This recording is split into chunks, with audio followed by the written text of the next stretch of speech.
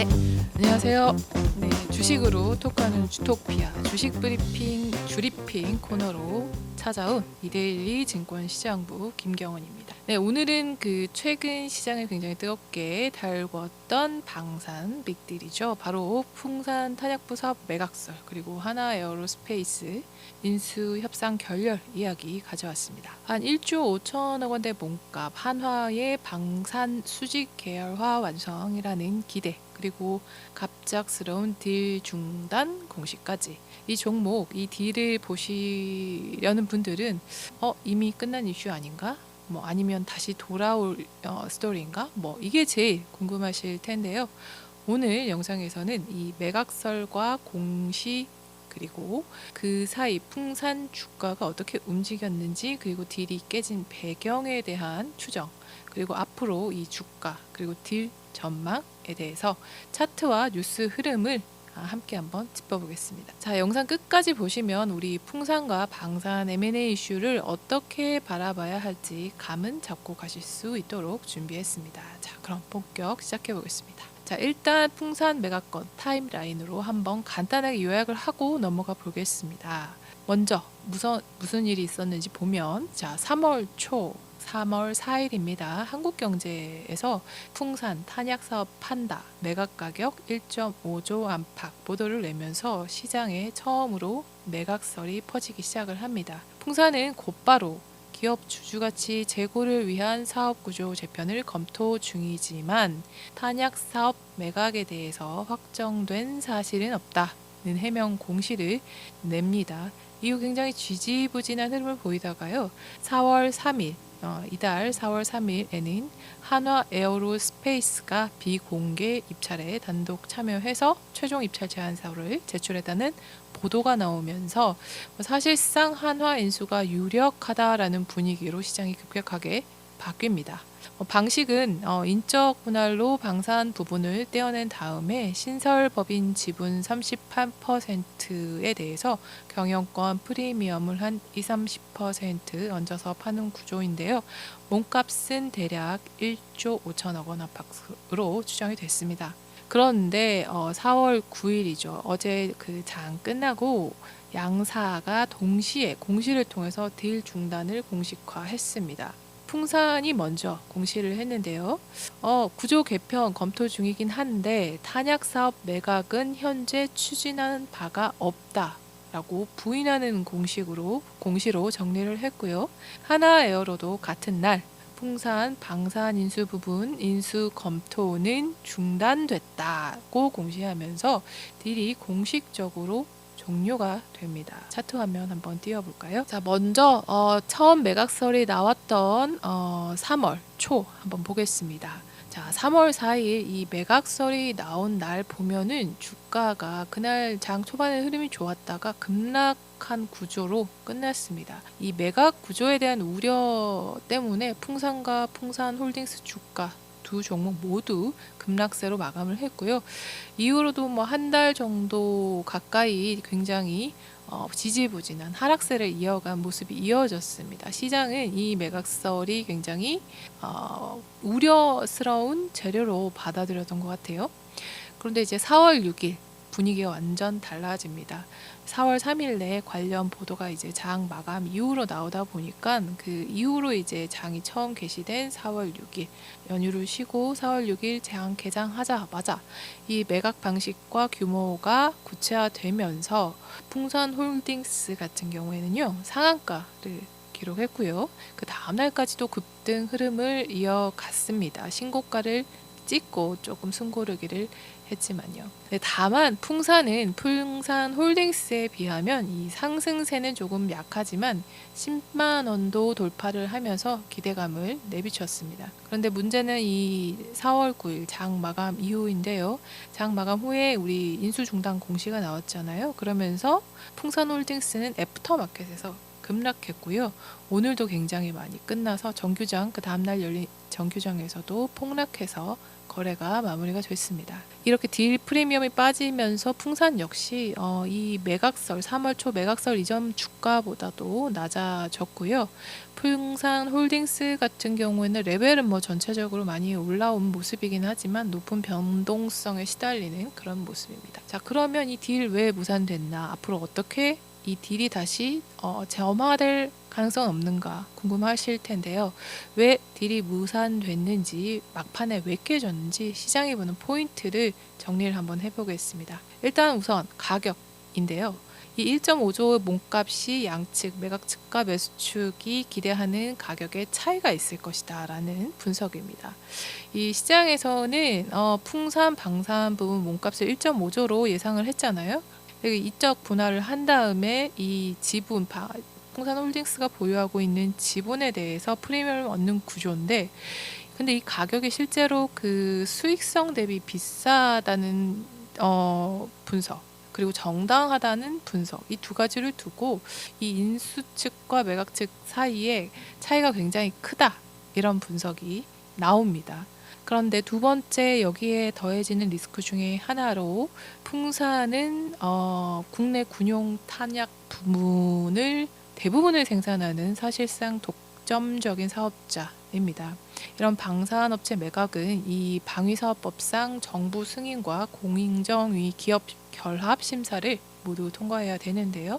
이 하나 에어로스페이스가 탄약 사업까지 갖추게 되면 거의 패키지 독점 구조가 완성이 되기 때문에 경쟁사와 공급망 리스크 우려가 꾸준히 제기가 됐습니다. 그래서 이 승인 단계에서 공정위가 조금 까다롭게 볼 수 있는 구조이기 때문에 규제 리스크가 발목을 잡을 수 있다, 이런 전망도 있었습니다. 그리고 비슷한 시기에 하나솔루션이 2조 4천억 원 규모의 유증을 추진을 하면서 소액주주 반발과 여론이 굉장히 악화됐습니다. 금감원이 이 증권 신고서 정정을 하라고 정정 요구를 내면서 유상증자 절차가 일시 지금 중단되는 일도 있고요. 그래서 IB 업계들의 보도를 좀 종합하면 이 하나그룹이 대규모 유증으로 눈총을 받고 있는 상황에서 또 이렇게 대규모 자금이 들어가는 대형 M&A를 추진하는 게 맞냐, 이런 비판이 커졌고, 그 과정에서 한화의 인수 여력과 의지가 약해진 거 아니냐, 그래서 가격 협상이 틀어진 거 아니냐, 이런 분석도 나왔습니다. 그리고 마지막으로 이제 이번 매각 논의의 근본 배경으로 가장 많이 언급되는 이 오너 2세의 국적 문제입니다. 류진 회장님의 장남 류성곤, 로이스 류라고 이름이 불리는데요. 이분은 미국 시민권자가 되셨다고 해요. 그래서 개정 방위사업법상 외국 국적자는 방산업체 경영권을 가질 수 없습니다. 그래서 풍산그룹 입장에서 방산은 팔고 나머지 구리, 신동 중심 회사로 승계하거나 그리고 향후 상속하기 위한 현금화 작업의 일환이라는 해석이 제기되어 왔습니다. 실제로 2022년에도 한 차례 방산 매각 협상이 있었다가요. 기장 공장 가치 평가 이견으로 무산된 전례가 있기도 했고요. 이번에도 이런 가격, 규제, 그룹 상황, 이런 복합 변수가 동시에 잡힌 것인지, 아니면 승계 문제 자체가 사라진 건지 아직은 조금 정확한 썰은 확인이 되지는 않지만, 만약에 어떤 문제이냐에 따라서 향후 다른 구조나 어떤 다른 파트너와의 매각 논의가 재점화될 수 있다는 시각이 많습니다. 자, 그러면 이번 딜을 흔든 배경을 종합을 한번 해볼게요.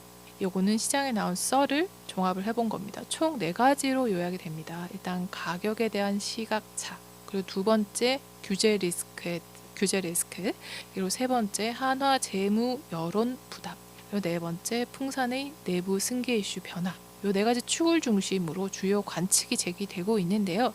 그런데 이런 것들은 사실상 다 합리적인 추론 수준의 배경들인데요. 어떤 실체적 사건으로 거론되는 배경에도 좀 주목을 해볼 필요가 있겠습니다. 바로 우리 류진 풍산그룹 회장이 처음부터 이 탄약사업부를 매각할 뜻이 없었다라는 보도가 나오는데요.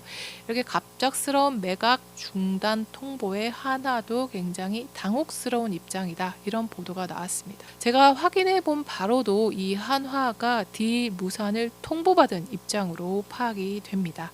즉 한화의 재무 여력이나 그리고 규제 이슈가 아니라는 해석이 가능한 것이죠. 그러면 이렇게 가격 협상 과정에서의 딜 무산 가능성과 그리고 당초 매각과 연관된 그 풍산의 승계 상속 구도 변화, 이 두 가지를 중심으로 이 매도자 측 이슈로 전환이 되는 것이죠. 앞으로 이 딜이 어떻게 될지 알아보기 전에 이것부터 한번 알아보도록 하겠습니다. 자, 풍산 전체 매출에서 보면은 이 신동 구리 사업 비중이 약 70%인데요. 그런데 그 반대로 영업이익은 오히려 방산 부분이 70%를 먹여 살립니다. 그래서 구체적인 수치를 보면은 지난해 같은 경우에는 매출액, 별도 매출액 중에서 신동 매출이 70%를 차지했는데 영업이익을 보면은 한 690억 정도에 불과하고 방산 매출 같은 경우에는 1780억으로 훨씬 더 많은 비중을 차지하고 있는 것으로 보입니다. 즉 이 매출은 구리회사인데 이익은 탄약회사라는 말이 나올 정도로 이 방산 부분을 어떻게 처리하느냐에 따라서 앞으로 풍산의 밸류에이션과 지배구조, 승계 시나리오가 완전히 달라진 상황입니다. 자, 그러면 이런 상황에서 만약 실제로 방산을 팔고 난다면 신동, 구리만 남게 되는데요. 그러면 풍산홀딩스는 또 뭐만 남게 되느냐? 구리, 그리고 매각자금, 즉 현금만 남게 되는 거죠. 그러면 주주 입장에서는 혼란스러울 수밖에 없습니다. 여기서 제일 투자자들이 헷갈리는 부분은 저는 바로 이거라고 생각을 합니다. 자, 이 구조에서 누가 진짜 이득을 보는지입니다. 먼저 이번 이슈에서 더 많이 주가가 움직였던 건 사업회사인 풍산이 아니고 지주회사인 풍산홀딩스였죠. 인적 분할 후에 한화의 지분을 풍산홀딩스의 지분 38%를 넘기는 시나리오가 유력해지면서 1.5조라고 하는 매각 자금이 홀딩스로 들어가게 됩니다. 여기에 그 지금 정부의 주주 환원 드라이브로 인해서 50% 플러스 한 주까지 의무 공개 매수 가능성의 스토리도 같이 흘러나오고 있죠. 아직 관련한 법안은 통과되지는 않았지만 이 법이 통과되고 난다면 한화 입장에서는 38%가 아니라 더 많은 지분을 사들여야 되는 겁니다. 그러면 기존의 주주들은 경영권 프리미엄을 얹어서 한화에 팔 수 있는 구조가 형성이 됩니다. 그러면 풍산의 만약에 제가 풍산의 주주였다고 생각을 한다면 풍산의 사업회사를 갖고 있는 풍산과 그리고 하나로 넘어가는 방산회사, 이 두 가지를 동시에 갖고 있거나 아니면 이 지분을 쪼개졌을 때 이 지분을 하나에 팔거나 이런 두 가지가 다 가능해지는 거죠. 만약에 그리고 회사가 풍산이 아니라 한화라는 방산 밸류체인에 편입이 된다면 어떤 추가적으로 사업 재편이라든지 더 많은 영업 기회라든지 이런 기대도 나올 수 있겠죠. 그래서 이런 여러 재료가 한꺼번에 붙으면서 풍산홀딩스 주가가 이렇게 고공행진을 했었던 겁니다. 근데 문제는 그 다음 그림인데요. 말씀드린 것처럼 그 인적 분할을 한 다음에 방산 지분을 한화에 넘기면 사업회사 풍산 입장에서는 이익의 70%를 벌어다주는 그 캐시플로우, 방산이 빠져나가고 구리만 남는 구리회사가 되는 거거든요. 그리고 풍산홀딩스 입장에서는 방산 자회사 대신 구리회사의 현금만 남는 구조가 되는 거죠.